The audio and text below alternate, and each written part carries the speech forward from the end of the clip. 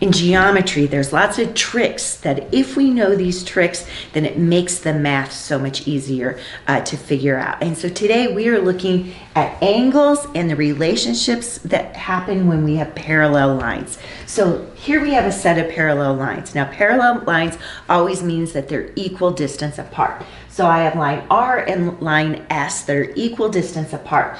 But I have this line T that's going through it. That T line is called a transversal. And transversals magically create 8 angles with those parallel lines. And those angles have relationships. And if I know those relationships, then I know all the angle measures. So first of all, the first relationship is called corresponding angles. It means angles that are in the same position with both parallel lines and the transversal. So angle 1 is on the top of line R to the left of the transversal. So its corresponding angle is going to be in the exact same position on line S. So on line S, on top of the line to the left of the transversal is angle 5. So we know that angle 1 and angle 5 are corresponding angles, and all corresponding angles have exactly the same angle measurement. So also angle 2 is on top of line R to the right of the transversal. So I look to line S and find the exact same position, and that would be angle 6. So angle 2 and 6 are also corresponding angles. Now if I go to the bottom of the line to the left of the transversal, I get angle 4. The same position on the second line or line S would be angle 8. So angle 4 and 8 are corresponding angles, therefore they are equal measures. And 3 and 7 are the last set of corresponding angles. So as long as you know one of those angles, we can find the other angles. Now how do we do that? Well, there's some more relationships. So we also have interior angles that happen when we have a transversal and parallel lines. And it's exactly that. It's the lines on the inside of the parallel lines. So 4, 3, 5, and 6 are the interior angles.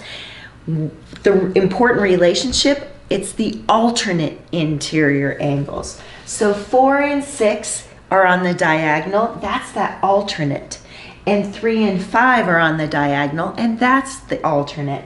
And those alternate angles have equal measures. So corresponding angles have equal measures, alternate interior angles have equal measures. Now we also have something called exterior angles with our parallel lines and transversal. And it's exactly that, the stuff of the angles on the outside of the lines. So 1 and 2 are on the outside, and 8 and 7 are on the outside. And once again, the alternate exterior angles have to have equal measure. So 1 and 7 are on that diagonal, they have to have the same measures. And 2 and 8 are on that diagonal, and they have the same measure. So what can happen is we can be given just one angle when we have a transversal, which would be this line here, and 2 parallel lines. So if I were only given angle 1, I can find all the other angles. So to begin with, angle 1 is 43, therefore its corresponding angle, angle 5, would have to be 43 degrees. And if angle 1 is 43, its alternate exterior angle, which is angle 8, would also have to be 43 degrees.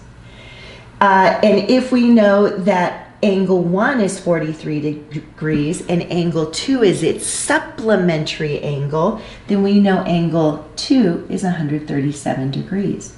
And if angle 2 is 137, then angle 6 has to be 137 degrees. And if angle 1 is 43, its vertical angle also has to be 43, so that's angle 4. And if 2 is 137, its vertical angle has to be 137. And if 6 is 137, its vertical angle has to be 137. And I can check my corresponding angles are the same.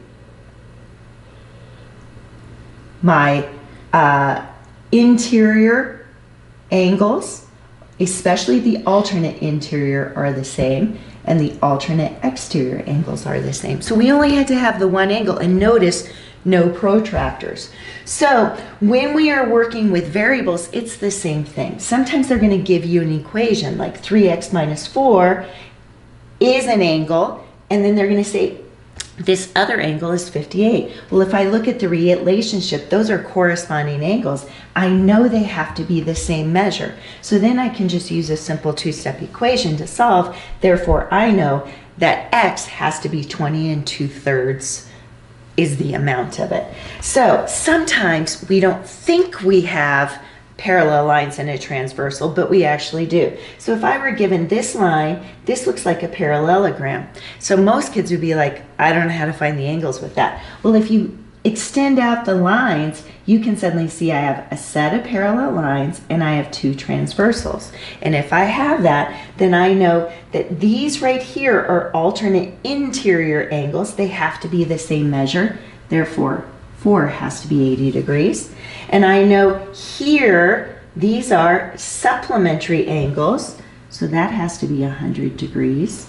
And I know that angle 1 has to be a supplementary, and they're also alternate interior.